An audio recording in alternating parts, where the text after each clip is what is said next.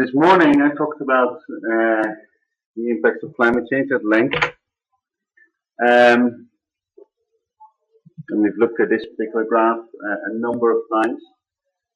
This is looking at climate change from a rather static perspective. All these estimates are essentially comparative static. An economy with climate change and an economy without climate change, and climate change is imposed in one go, and that's it. There's no sense of what would climate change do to economic growth or anything. Those impacts are simply omitted. So that's what I'm going to talk about in the first hour. What would be the implications? What would the implications be of climate and climate change for economic growth? And there's essentially three ways of approaching this. One is to do a bit of growth theory. That's where we're going to start. Then I'm going to do more conceptual discussions, and I'm going to end with a bit of so far speculation about poverty. So we talked about the impacts of climate change. We talked about their impacts on welfare. But there's also impacts on economic activity per se that would then have a knock-on effect on welfare. And one of the channels through which climate change has an impact on humans is that it directly affects our utility. For instance, species may go extinct, landscapes may change, and that would change the immunity value, it would change how well off we feel, but it doesn't directly affect economic activity. So that is fairly simple. Climate may also affect the labor force, people are dying, or labor productivity. If it becomes so hot that people can't do physical labor anymore, or output per worker in the sense that no matter how hard you farm, if the climate is not cooperative, your crops won't grow. So it may also affect output per worker. And then the final channel, I think, is that climate change can also affect the capital stock through depreciation. Example there would be a flood washing away a bridge, or a storm damaging a building. Then essentially you lose part of your capital sooner than you would have hoped, and that means you would have to replace it. So all these things would have knock-on effects on the economy. As I said, those things that directly affect our utility have no economic knock-on effects. But the other ones do. If output is lower in period T, either because workers are less productive or because there are fewer workers because they died because of climate change, if output is lower in period T, then it's not just the case that we consume less in period T. It would be a welfare loss in period T, but we also save less in period T and therefore invest less. And that means that the capital stock in period T plus 1 is lower as well. And the same is true with climate change through floods and storms. Take away part of our capital, and there's less capital left in period T plus 1, which then implies that there will be less production in period T plus 1, and consumption is lower again, and investment is lower again, and we sort of accumulate. Now you could object to this and say, people will save more, and therefore these dynamic effects don't hold. That is not what we would expect. Because we take a cut in outputs, we take a cut in consumption and a cut in savings. That is where the starting point is. If we want to keep the savings as they were before, that means that we need to take a larger cut in consumption. And that may not be the rational response. People may not decide to do so. And indeed, if we have a drop in income, then the result typically is that people save less, not more, because they want to smooth their income, they want to maintain their living standard. But if the main channel is a reduction in the output per worker, then that also implies that the returns to investment have fallen. Because climate change makes the whole economy less productive. That means that you earn less interest on your investment. And that means that you actually have a reason to save rather than save more. There is an issue with the labor force. If the number of workers falls, if the number of workers falls faster than capital falls, and then there's actually more capital per worker around, which in the short run could lead to higher labor productivity, higher wages, and so on and so forth. Again, the rational response to it happening is to save less, not more. Essentially, what you're doing is you're following the strictures of these growth models, which sort of say that the marginal returns on the different inputs into our production should be equalized. So if labor falls faster than capital, that means that essentially the marginal product of labor goes up relative to the marginal product of capital, and the logical response to that is to invest less so as to reduce or make capital more scarce and equate the marginal products again. And this is what you would expect to happen in an economy that is relatively close to its dynamic equilibrium, and if the shocks are small. There is, of course, the old story of the Black Death, where the shock to the labor force in Western Europe was in the order of a third or so. A third of the people died, like none of the buildings died, none of the plows died. With some people claim led to structural changes in the way we organize the economy, which then kicked off the process of industrialization and growth in Europe.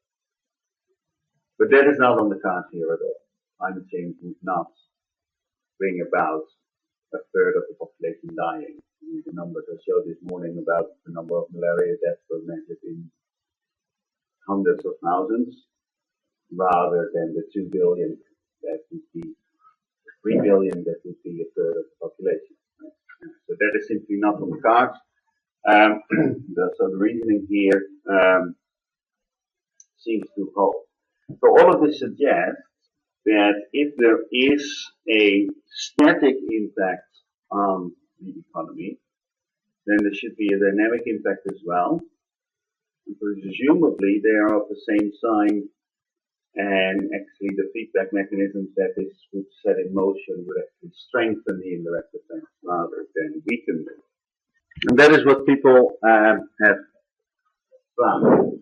This is the result of a series of simulation exercises. The bottom line that you're looking at is an assumption about what are the static effects of climate change. Directly, they're called here. Direct costs, they're called these. This is just a scenario. They increase to about 12% by the end of the 22nd century. And then the lines that lie above that are the dynamic response of 4 alternative growth models. And then the total impact is the direct impact plus the indirect impact together. So if we take the bottom line, the solo line, we add direct costs to that, then we would find that the static model, or the static effects and the dynamic effects are of the same order of magnitude. This means that the numbers that I showed earlier today are off by a factor of 2. You should multiply them by 2 to get to the true impact. Now, what are these models? And why do they behave the way they do? The bottom line that you look at is the standard Solow model. So that is a simple model of capital accumulation. Technological progress is constant, is exogenous, and savings rates are constant. So then we're back in the very simple story. You lose part of your production. As a result, you save less, you have less capital in the next period, so you have less output. And there's no adjustment in savings behavior because savings behavior in the Solow model is fixed. Right? It's not followed from some sort of optimization, it's simply fixed. And then you would see that if that is the effect, then the total impact is roughly twice as large as the direct impact or the static impact. The second line that you see is the Ramsey model, and the difference between Ramsey and Solow is that in the Ramsey model, savings is optimized. So Ramsey is solo plus a rational decision about how much you should save. And you can see that there's very little difference between the lines. So the somewhat convoluted story that I told about how investment behavior would change in response to climate change is a bit complicated to tell, but in practice doesn't seem to make a big difference. It is true what I said, that the Ramsey model shows a bigger response than the solo model, but from where you guys are sitting, you don't really see that, right? You look very, very close at this graph to see the difference. The line that lies above that is the Romer model, or rather the Paul Romer model in its David Romer guise. And the difference between this and the previous models is that the change in total effective productivity now also becomes endogenous. That is, technology does not fall from heaven. New machinery are not invented by God and given to the people, but rather you actually have to invent them. And in order to invent them, you need to spend some effort. The implication of that is that a larger part of economic growth becomes endogenous. In the Solow and the Ramsey model, total effective productivity just increased exogenously, and therefore climate change did not affect that part of the growth equation. In the Romer model, it does, and as a result, what you would expect, a larger part of economic growth can be affected by climate change, and the effects of climate change are unambiguously negative, as they are here by assumption, then you would expect a larger effect. That is exactly what we see here. But again, from where you're sitting, there is a difference, but it's small, right? We're still talking about a factor 2 difference between the total and the static impact of climate change. Then the line at the top is the so-called Romer-Weil model, where Romer is again David. This model has 2 capital stocks rather than 1 capital stock, as in the other 3 models. And the second capital stock that is introduced is human capital. So in this model, you're also educating people and affect the effective labor force through that. It means that you have an additional channel through which climate change can affect economic growth. That means that you would expect higher impact. People who understand these growth models would know that for reasons of the non-linearity in these models, make the Romer-Weil is more sensitive to parameter changes than any other model, which probably explains why the ratio of total impact to static impact is now a factor 3 rather than a factor 2. So these dynamic effects matter, and they should be taken into account. It is not the case that climate change would reverse economic growth. In the top scenario here, you're looking at the assumptions of what economic growth would do in the absence of climate change, and this essentially calibrated to Nordhaus's model, who assumes that as population growth slows, the average person necessarily gets older, and according to Nordhaus, therefore less innovative. And that is the reason why total effective productivity change slows down over time. And that's an assumption rather than a result. And then the lines below are what happens to the economic growth rate under any of these 4 models. What you would see is what we saw on the previous graph, namely that economic growth slows down, but it doesn't reverse. It's only when you start pushing the model real hard, you take the Romer-Weil model, the most pessimistic one, and you make fairly pessimistic assumptions about what the impact of climate change would be. And this morning I said that the calibration point is 2.5 degrees of warming would lead to a welfare loss of around 1%. That is the most optimistic scenario that you see here, and that's sort of calibrated to our observations. And a lot of these actually include impacts directly on welfare rather than impacts on economic output. Here what you see is that you need to push that to 5, 10, 15% in order to reverse economic growth. And you need to assume that the Machiavellian model is an appropriate description of long-term growth. If you take just a solo model, then you need to make truly incredible assumptions about the extent of the damage in order to reverse economic growth. So these sort of exercises suggest that yes, the dynamic implications of climate change for economic growth should be taken seriously, but there's no reason to jump out of the window and say we're all going to end up back in caves, right? Notice chapter 1. There's a nagging doubt in a lot of people's minds that climate is somehow fundamental to development. It is definitely the case that cool countries tend to be rich and hot countries tend to be poor. You just look at the data. For the year 2000, we indeed see that there's a strong correlation between them. So on the horizontal axis, we're looking at the current temperature, and then on the vertical axis, we're looking at per capita income. And there's certainly a strong suggestion that hotter countries tend to be poorer. This is in market exchange rates.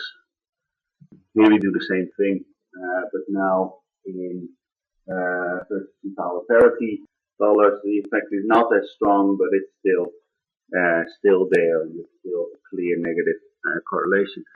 These temperatures that you're looking at are the area average temperatures of a country. So if you have a smallest country like Luxembourg, you probably have one weather station only, and the temperature of the country is the temperature of the weather station. It's of course not true, but let's make that assumption. If you have a large country, you have lots of weather stations, you have a lot of diversity in your temperature. And then the question is, what is the average? And the way geographers do this, and unfortunately geographers who generate most of this data, is that they take the average weighted by area. So a country like Canada, or a country like Russia, end up very, very cold. And those are the two countries that you see there, and you can guess which comes top and which comes bottom. So the Canadian population is not very far on average from the border with the US, but they have a vast space to the north, which is very, very cold. There are only people there, and they take the average, that's the average temperature of Canada rather than the average temperature in which Canadians live, right? And the same happens if you do this exercise for Russia. Power parity dollars with correlation between temperature and per capita income. That's true in 2000, true in the year 1900. It's true in 1820. It's true in 1700. It's true in 1600. It's true in the year 1500. There seems to be a correlation that is persistent over time, or at least has been persistent over time for 500 years. And I think that correlation is fairly well established. The question, of course, is well, as you know, or as you've been told many times, and probably repeated it many times, correlation is not causation. So people have tried and probed how strong is this correlation really, and can we come up with causal stories? And can it be the case that countries are poor because they are cold? And what I'm going to do over the next 10, 15 minutes or so is take you through some of the recent papers in this area. And the result is perhaps more confusion than light, because there is a fundamental debate raging as to how important this really is. So here is one result which did come through, published 6 years ago in the American Economic Review by Melissa Dell and two of her more senior friends. And these are estimated coefficients, and the numbers in brackets and in square brackets are standard deviations, and you can work out the difference between that different levels. It's essentially a cross section of temperature, of per capita income on temperature and precipitation. And what they find is, yeah, the correlation that I just showed graphically holds up. Also, if you start controlling for elevation, slope, coast, country fixed effects, and so on and so forth, it holds up. They have a more recent paper in the American Economic Journal, Macroeconomics, but they don't look so much at climate, but they look at weather shocks.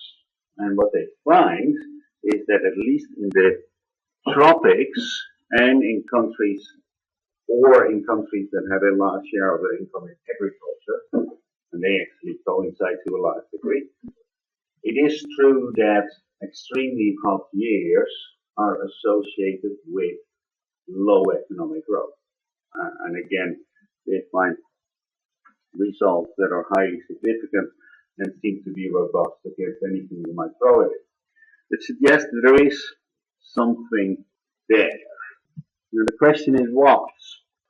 In 1997, Jared Diamond, who is not an economist, not even a social scientist, published a book, Guns, Germs and Steel, in which he argued that geography and climate are destiny. It starts with a question, actually imposed by one of his Papua friends, why are you so rich and why are we so poor, right? And Diamond, being one of the rich guys, turns that question around, why are we so rich and they so poor? And he comes up with a number of intriguing hypotheses, one of which is happenstance, that in Africa the number of domesticable plants and animals is smaller than elsewhere. That is, we simply had the lucky draw and we ended up in a place where that were sort of the ancestors of wheat and all those things.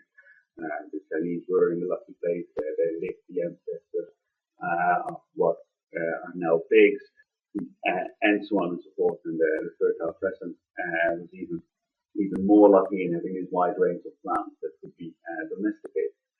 But the same was not true for the Africans. You have to contend with elephants and those sort of animals that are less pliable than animals and less pliable animals than horses and camels, or the American Indians who also ended up with animals that simply would not behave. So part of it was just the luck of the draw, but part of it also had to do with the position of the continents, or the axis of the continents. So if you take the Eurasian continent, then you actually have a long strip of temperate areas all the way from the Atlantic Ocean to the Pacific Ocean. It meant that if somebody tamed a pig in China, then that technology could be applied all the way across to Europe, and it was more or less continuous. Whereas if you did such a thing in Africa, then it was much less useful, because Africa is much more diverse in its climates and its geography and its vegetation. And that is because you have sort of like these narrow bands of climate zones. And an invention that worked in South Africa or Southern Africa would not be much useful, would not be much used in tropical Africa. It would be of use again in North Africa, but the distance is simply too large for the technology to travel. So technology diffusion, because of the position of the axes of the continents, just made it much harder for competition to arise and for technology to diffuse. So Diamond tells stories like this. He also has an explanation for why Europe and not China. China, of course, developed earlier than Europe did, but then for some reason stagnated. And there he goes in reverse, whereas previously he sort of said, like it's the fusion of technology that matters, and therefore you need large homogeneous areas. for the story between why Europe and not China, he reverses and says, no, no, no, you need competition. And China, because it's essentially a large featureless plain, had a single empire that controlled everything, whereas Europe, because of all the mountain ranges and all the big rivers in between, had a fragmented political landscape, which led to competition between states about who got there first, and that stimulated technological progress in Europe, and that is why we are so much richer than the Chinese. The stories have sort of a vague plausibility, seem a little bit exaggerated, I would think. Nevertheless, Olsen and Higgs found empirical support for this. That is, indeed, you count the number of domesticable plants and use that as an explanatory variable in the cross-sectional regression of per capita income, you find that it ends up significantly ditto for the axis of the continent and so on and so forth. So these guys claim that there is empirical support for Diamond's story. Still, it reeks very much of the old Hutchinson type of geography. Everything is determined by the place that we live, and there's no escape from our destiny. Right? And that goes back to at least Greek time. Right? The Greeks thought that they were so superior because their climate was so superior to everybody else's climate. Jeff Sachs is not as extreme as Jared Diamond, but still most economists would say relatively extreme. And Sachs has been making the point since roughly 1999 that climate and geography are terribly important. And one of the stories that he talks about is a disease like malaria, which reduces labor productivity quite substantially. Not so much malaria itself, because malaria primarily affects children, but the children that do survive malaria tend to be cognitively impaired by the ordeal, and the same is true for a lot of other childhood diseases that we fortunately did not suffer from, otherwise you guys would not be here, right? Your brain does not develop well enough. Also, one of the adaptations to malaria is to develop sickle cell disease as prevention from dying from malaria. But sickle cell disease means that you're slow, right, in whatever you do. Simply, your mind doesn't work as fast, and your body doesn't work as fast as that of a healthy person. And Sachs also throws in elements of access to transport and so on and so forth, as an element of geography. There's some empirical support. I won't show you Sachs's regression. But this is a respectable result published in a respectable paper by Eric Strobel and a couple of his colleagues, published in the Review of Economics and Statistics a few years ago. And in this paper, they again find significant effects of weather shocks, and they actually focus on rainfall shocks on economic growth in Africa, sub-Saharan Africa. And they actually make the point that at least to a certain extent, the sluggish economic growth, or even in some cases the complete absence of economic growth in Africa in recent decades has to do with a long-term drying. Just look at the rainfall records, you would see that Africa is gradually drying up. They stick this in their regressions of economic growth. The trend is not homogeneous over space. It's restricted to Africa, so they can use other continents as controls. And what they find is indeed significant and negative impacts. And according to this paper, had it not been for that drying trend, people in Africa would have been a good bit richer than they are now. They'll still be poor, but not nearly as poor as they are. Other people are less convinced. Jeff Sachs, speaking of Jeff Sachs, I think when he did this, he was at Harvard, he's now at Columbia. It's a big name, big voice when he says things, and then people sit up and try to prove him wrong. And one of the first to be there was there. I think it was Somoglu, but some people pronounce the name differently. He actually threw out this intriguing hypothesis that climate used to be important, but it is no longer, or it is much less important now than it used to be. And the way they did it is, again, doing a cross-section on who is rich and who is poor. But the variable of interest, the explanatory variable of interest, was settler mortality during early colonial days. Now, there's reasonable data on that. Like, we send ships out, all these ships had contingents of soldiers there to keep the natives under control, and the administrators kept records of how many of those soldiers died because of malaria and other creepy diseases. Right? And we actually have a pretty good record of this. And what we found is that on the Gold Coast, Ghana, lots of people died, lots of Europeans died. Right? Whereas if you send people to Cape Town, that's a very pleasant, almost European climate. And if you stick this into the regression, you find that indeed European settler mortality around the year 1500 significantly explains per capita income in the year 2000. Those are the empirical findings. You can question their data quality, the way they collected the data, you can question their empirical strategy. The story that they try and tell is that in those places where Europeans dropped like flies, we went in and raped and plundered. And if you look, for instance, at Belgian colonial history, what our dear southern neighbors did to the Congo, that is pretty much the story. You go in with force, you shoot everybody inside, you take whatever is of value, and you run away again before you fall ill, right?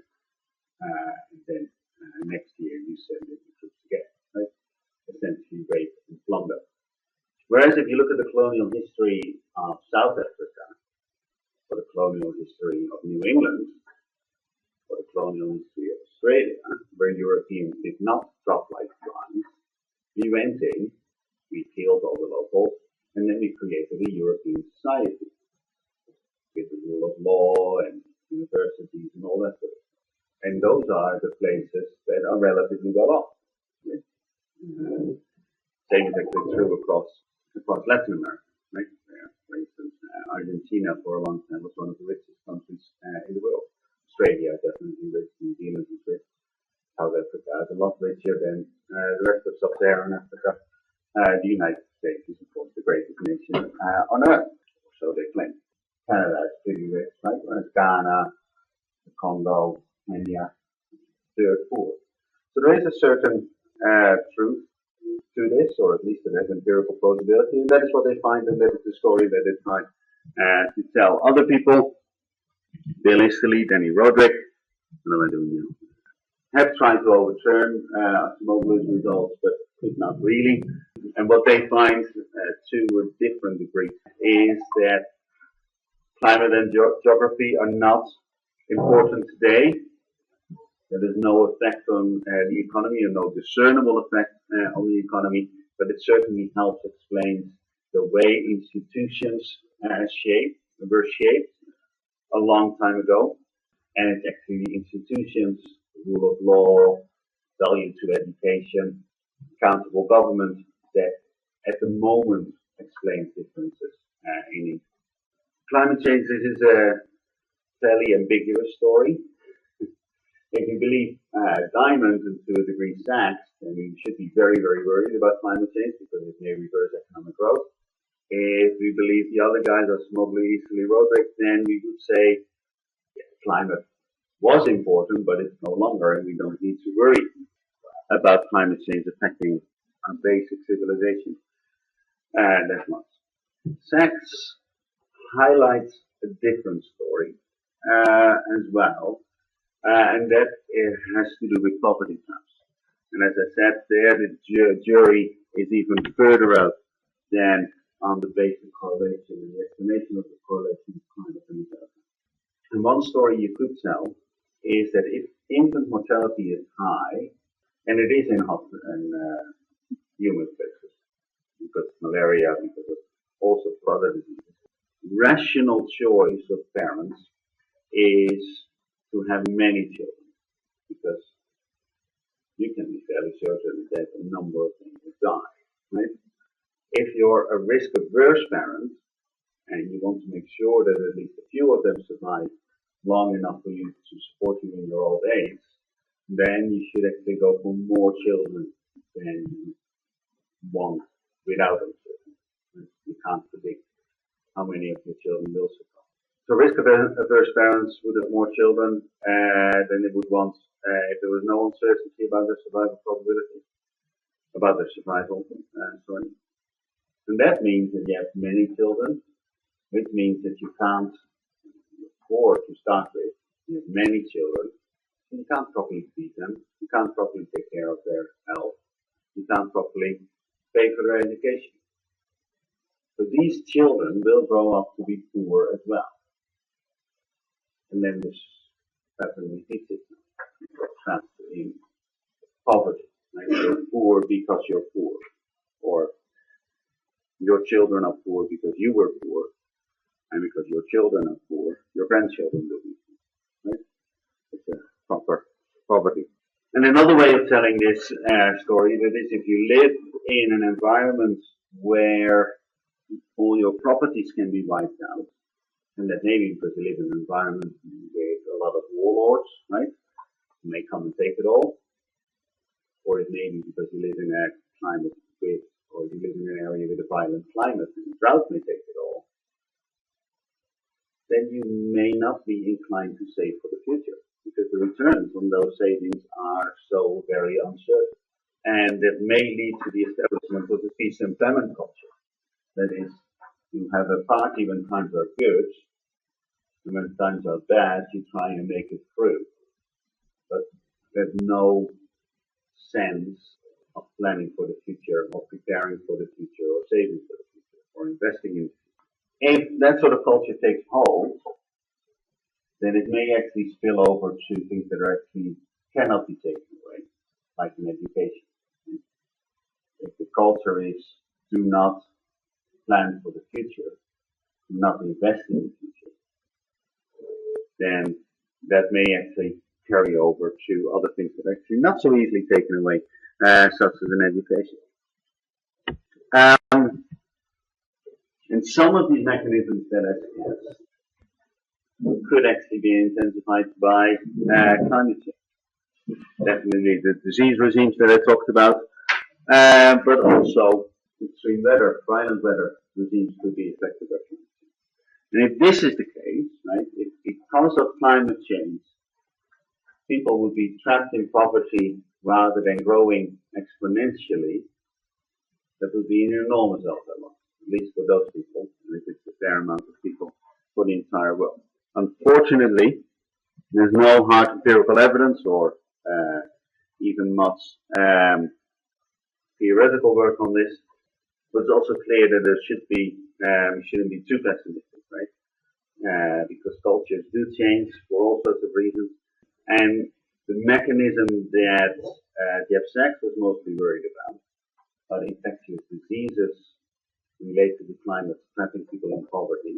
The reason that he makes those points is actually not, as some people have thought, ground for fatalism and environmental determinism, but it's actually a call for action.